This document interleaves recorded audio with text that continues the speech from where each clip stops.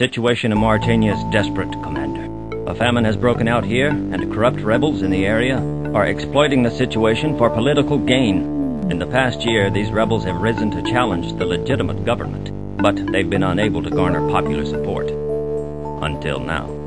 I don't get it. How could a famine help the rebels? They're intercepting Red Cross relief supplies, preventing their delivery, and then blaming the lack of relief on the government.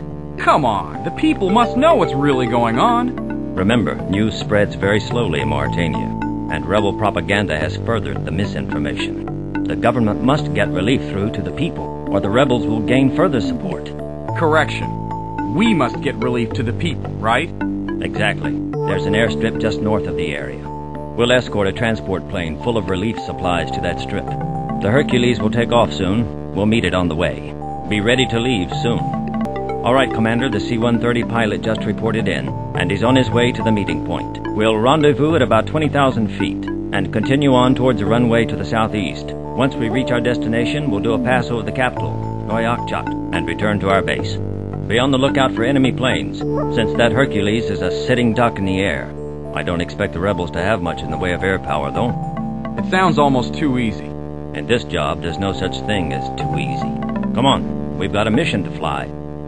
Hey, Commander, how's the second best Wildcat pilot feeling today? You tell me, Billy. Cute. You know I'm the hottest fighter jock in Istanbul. Like just the other day I ran into an A-10. I made a firing pass on this guy, blew right past him. And ended up right in front of that 30mm gun in his nose. Yeah, talk about extreme pucker factor. That gun had twice the range of my Vulcan, but I bagged him. I came around after he blew big holes in the tail of my bird and smoked him with a 9 mic. Man, I hope I don't ever have to take one of those guys head on. I don't think I'd look good with a hole that big in me. You did good work out there, Commander. With the transport safely down, the people of that town can hold out a little longer, giving the Mauritanian government more time to clear the blockade. And with most of the rebel planes out of commission, they shouldn't have much trouble cleaning up. Unfortunately, the rebellion is growing. You'd think that they would lose ground after a defeat. Not with all the propaganda being spread by rebel leaders. In fact, they've gained forces in several outlying areas. The government has asked for our assistance in putting down the rebellion. Are you going to accept? The rebels cut off innocent people economically, and then tried to shoot down a civilian relief transport. I don't think they're deserving of our sympathies. We'll be taking the mission.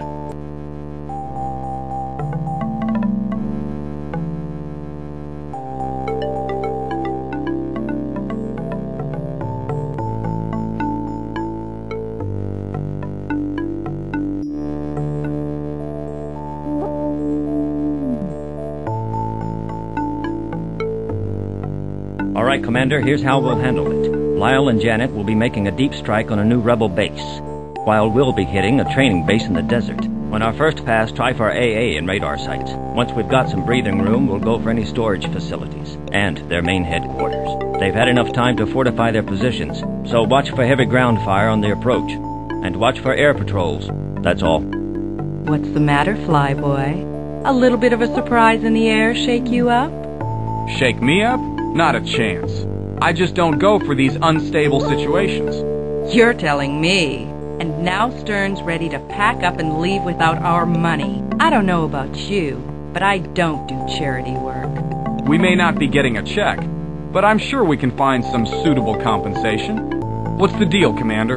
Those planes that jumped us look like government mirages. Why are we being attacked by the people we're working for? There's been a major coup, Commander. A sizable rightist faction of the Mauritanian government has joined the rebels, and they don't want any outside interference, especially from us. So why don't we just take our money and leave them to their war?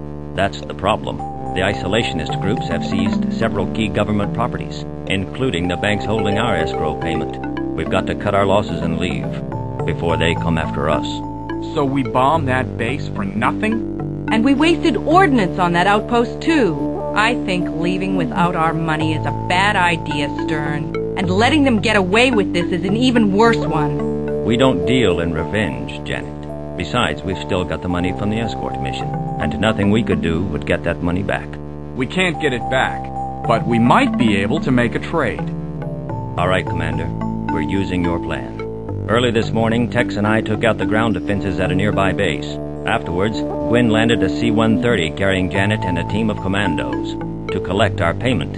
Unfortunately, the local forces regrouped faster than we expected. Rebel fighters are on their way to intercept the transport. You and I are going to intercept them first. If we move fast, we should be able to catch their patrols, just north of the runway. We'll bring them down, and then rendezvous with Gwen at the enemy base and escort her home. Suit up.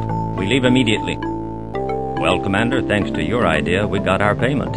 And then some. With those weapons we nabbed, and our payoff from the escort mission, we might even make Virgil happy for once. Not likely, Commander.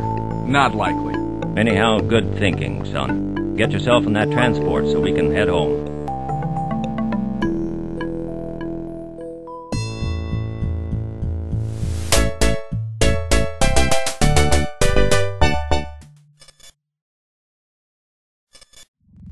The hardest part of command is disciplining those you care for. It's a tough lesson, and you might as well learn it now. That's why I wanted you present for Janet's reprimand. I understand, sir. Reporting as ordered, Commander. Janet, I'll get straight to the point. You know you weren't authorized to destroy those buildings. We accomplished our objective without the added destruction. I cannot allow that kind of behavior. Commander, they ripped us off. The Mauritanian government deserved what it got. Not from my outfit. I won't stand for impulsive slipshod actions like this, Paige. I'm going to be watching you, and I don't want any more slips like this. You're both dismissed.